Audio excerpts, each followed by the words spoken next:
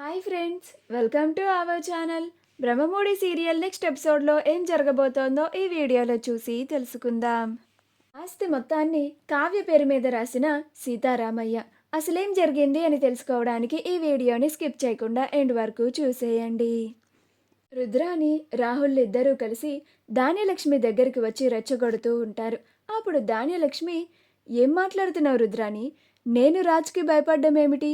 అసలు రాజ్ నా ముందు పెరిగిన చిన్న పిల్లవాడు. వాడికి నేనెందుకు భయపడతాను? అసలు ఈ ఇంట్లో గొడవలు జరుగుతున్నాయని ఇప్పుడు వెళ్ళి అడగడం కరెక్టా కాదా అని నేను ఆగుతున్నానంతే. అంతేగాని వాళ్ళకి నేనెందుకు భయపడతాను అని అంటోంది.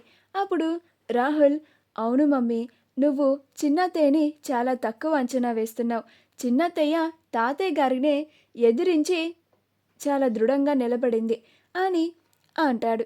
అప్పుడు ధాన్యలక్ష్మి, ఇప్పుడే వెళ్ళి రాజ్ని అడుగుతాను, రాహుల్కి 2 కోట్లు ఇవ్వమని చెప్తాను అని అంటోంది. అప్పుడు రుద్రాని, మరైతే పద అని అంటోంది. అప్పుడు ధాన్యలక్ష్మి వెళ్తూ ఉంటుంది. అప్పుడు రుద్రాని రాహుల్ ఇద్దరు, మన ప్లాన్ సక్సెస్. ఇప్పుడు చూడు, మీ చిన్నత్తయ్య వెళ్ళి అందరి ముందు ఎంతలాగా రెచ్చిపోతుందో. ఇంకా మన ఆస్తి వాటా మనకి వచ్చేసినట్టే. ఇంకా రాజు సంతకం చేస్తే 2 కోట్లు బోనస్గా వచ్చినట్టు కూడా అవుతుంది. పద చూద్దాం అని వీళ్ళిద్దరు కూడా ఫాస్ట్గా ధాన్యలక్ష్మి వెనకాల వెళ్తారు. ధాన్యలక్ష్మి సరాసరి రాజ్ దగ్గరికి వెళ్ళి, రాజ్, రాహుల్ 2 కోట్లు అడిగితే ఇవ్వనన్నావంట, ఎందుకు ఇవ్వనన్నావు? రాహుల్ చక్కగా బిజినెస్ పెట్టుకొని తన లైఫ్ని సెటిల్ చేసుకుందామని అనుకుంటున్నాడు.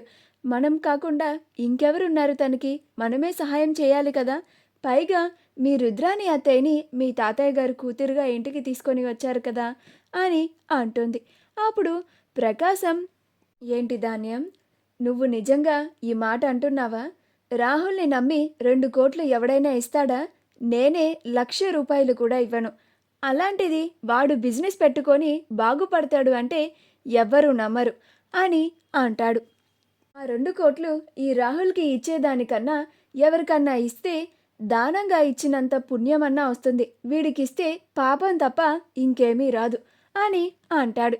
అప్పుడు రుద్రాని, చిన్నన్నయ్య అని అంటుంది. అప్పుడు ప్రకాశం, ఏమ్మా రుద్రాని, నువ్వు నీ కొడుకు వచ్చి అడిగితే మేము ఇవ్వము అన్నామనా? వెళ్ళి నా భార్యని ఉసుకొలిపి తీసుకొని వచ్చావు మీ తరపున మాట్లాడడానికి. ఇంకెవరు నీకు ఈ ఇంట్లో దొరకలేదా అమ్మా? మీ ఇద్దరికి ఎలా ఉందో స్థానం, మీ చిన్న వదిన పరిస్థితి కూడా అంతే. ఎవ్వరు వచ్చి అడిగినా రాహుల్కి మేము డబ్బులు ఇచ్చే పరిస్థితే లేదు అని అంటాడు.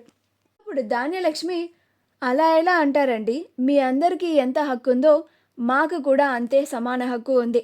మేము అడిగినప్పుడు మీరు డబ్బులు ఇవ్వాల్సిందే, లేకపోతే మా ఆస్తి వాటా మాకు ఇచ్చేయండి అని అంటుంది. అప్పుడు రుద్రాని, అవును, ఆస్తి పంపకాలు చేసేయండి, మా ఆస్తి వాటా మాకు ఇచ్చేయండి. అప్పుడు మేము ఇలా మాకు ఇంత డబ్బు కావాలని చేయి చాచి అడుక్కునే పరిస్థితి మాకు ఉండదు అని అంటుంది. అప్పుడు ప్రకాశం, అనుకున్నా మీరు అటు తిప్పి ఇటు తిప్పి చివరాఖరికి ఆస్తి దగ్గరికి వస్తారనే అనుకున్నా. విన్నావా రాజ్, ఇప్పుడు అర్థమైందా మీ రుద్రాని అత్త బుద్ధి? ఇలా డబ్బులు అడిగితే మనం ఇవ్వము అంటామని. అప్పుడు ఆ విషయం ముందే తెలిసి ఆస్తి సంఘటనే తీసుకొని వచ్చారు. ఇదంతా వీళ్ళు ఆస్తి కోసం ఆడుతున్న కుట్ర అని అంటాడు. అప్పుడు ధాన్యలక్ష్మి, ఆస్తి కోసం కుట్ర ఆడాల్సినంత పరిస్థితి ఇక్కడ ఎవరికీ పట్టలేదు. మర్యాదగా మా ఆస్తి వాటా మాకు ఇచ్చేయండి అని ధాన్యలక్ష్మి అంటుంది. అప్పుడు ప్రకాశం, నీకెన్నిసార్లు చెప్పాలి ధాన్యం? మా నాన్నగారు ఆరోగ్యంగా ఇంటికి తిరిగి వచ్చిన తరువాత ఆయనే ఒక మంచి నిర్ణయం తీసుకొని చెప్తాను అన్నారు కదా. మళ్ళీ నువ్వు ఆస్తి గురించే అడుగుతావెందుకు? నీకు ఒక్కసారి కాదు, ఇప్పటికే చాలాసార్లు చెప్పాను, ఈ మందర పక్కన చేరద్దు అని. వింటావా నా మాట అని అంటాడు. ఇప్పుడు ధాన్యలక్ష్మి, ఇదంతా కాదు బావగారు, మీరు వెంటనే లాయర్ గారిని పిలిపించి ఆస్తి పంపకాలు జరిపించండి, ఎవరి వాటా వాళ్ళకి ఇచ్చేయండి అని అంటుంది. అప్పుడు సుభాష్, అప్పటి వరకు మౌనంగా ఉన్నవాడు కోపంగా, మీలాంటి మృగాలతో కలిసి ఉండడం కన్నా ఆస్తి పంపకాలు చేయించి మీలాంటి మృగాలని వదిలించుకొని ఎవరి దారి వారు చూసుకోవడమే బెటర్. రేపే లాయర్ని పిలిపిస్తాను. ఆస్తి పంపకాలు జరిపిస్తాను. ఎవరి వాటా వాళ్ళ మొహాన పడేస్తాను. మీరు ఇంకా ఎటు పోతారో నాకు సంబంధం లేదు అని అంటాడు. అప్పుడు ప్రకాశం అన్నయ్య అని అంటాడు.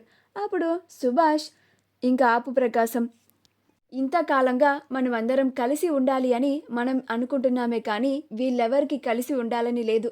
ఎవరికి వారికి వాళ్ళ వాటా వస్తే చాలు అన్నట్లుగా ప్రవర్తిస్తున్నారు. ఇలాంటి మృగాలతో కలిసి ఉంటే మనకి ఇంకా ప్రశాంతతే ఉండదు. ఇంకా ఎవరూ ఏమీ మాట్లాడకండి. రేపే లాయర్ని పిలిపేస్తాను. మీకు కావాల్సింది మీకు దక్కుతుంది అని అక్కడి నుంచి వెళ్ళిపోతాడు. అప్పుడు ధాన్యలక్ష్మి, రుద్రాణిలిద్దరూ చాలా సంతోషపడిపోతూ ఉంటారు.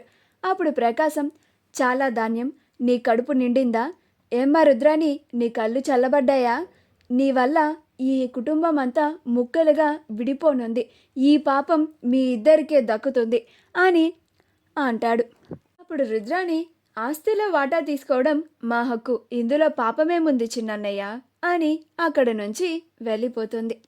అపర్ణ అక్కడే కూర్చొని కుటుంబం ముక్కలుగా చీలిపోతుందని చాలా బాధపడుతూ ఉంటుంది. అప్పుడు కావ్య, బాధపడకండి అత్తయ్య గారు అని అంటుంది. అప్పుడు అపర్ణ, కుటుంబం ఇలా ముక్కలుగా చీలిపోతూ ఉంటే బాధపడకుండా ఎలా ఉండమంటావు కావ్య అని అంటుంది. అలా మిగతా కుటుంబ సభ్యులు కూడా బాధపడుతూ ఉంటారు. మరుసటి రోజు సుభాష్ చెప్పినట్లుగానే లాయర్ని ఇంటికి పిలిపిస్తారు. అప్పుడు సుభాష్, లాయర్ గారు, మేము మా ఆస్తి మొత్తాన్ని పిల్లల పేరు మీద వాటాలుగా విభజించాలి అని నిర్ణయించుకున్నాము. మీరు ఆ డాక్యుమెంట్ సంగతి అన్నీ మీరే చూసుకోండి అని అంటాడు. అప్పుడు లాయర్ గారు, ఇలా చేయడానికి మీకు ఎలాంటి అధికారం, హక్కు లేదండి అని అంటాడు. అప్పుడు సుభాష్, అదేంటి లాయర్ గారు, నాకు హక్కు లేకపోవడం ఏమిటి? ఇదంతా మా నాన్న ఆస్తి కదా, తదనంతరం నాకే కదా వస్తుంది, అలా మాట్లాడుతున్నాను అని అంటాడు. అప్పుడు లాయర్ గారు, రీసెంట్గా ఒక వారం క్రితమే మీ నాన్నగారు ఒక వీలునామా రాశారు. అందులో ఏముందో ఇప్పుడే మీ అందరి ముందు చదివి వినిపిస్తాను, వినండి అని లాయర్ గారు ఆ వీలునామాని బయటికి తీసి అందరి ముందు చదువుతూ ఉంటారు. నాది ఉమ్మడి ఆస్తి. ఇదంతా నా కుటుంబ సభ్యులందరూ నా తదనంతరం ఉమ్మడిగానే ఉంటూ అందరూ ఉమ్మడిగా అనుభవించాలి. అంతేకాని దీన్ని ఎవరికి ముక్కలుగా విభజించడానికి ఎలాంటి హక్కు లేదు. అలాగే నా యావదాస్తిని ఇలా ఉమ్మడిగా ఉంచగలిగే సమర్థత ఉన్న నా మనవరాలు కావ్య పేరు మీద మొత్తం రాసేస్తున్నాను అని చదువుతారు. ఆ మాటకి అందరూ ఆశ్చర్యపోతారు. అపర్ణ చాలా సంతోషపడుతూ ఉంటుంది. మా వీడియో కనుక మీకు నచ్చినట్లయితే లైక్ చేయండి, షేర్ చేయండి, మా ఛానల్ని సబ్స్క్రైబ్ చేసుకోండి. పక్కనే ఉన్న బెల్ ఐకాన్ని క్లిక్ చేయడం మాత్రం మర్చిపోకండి.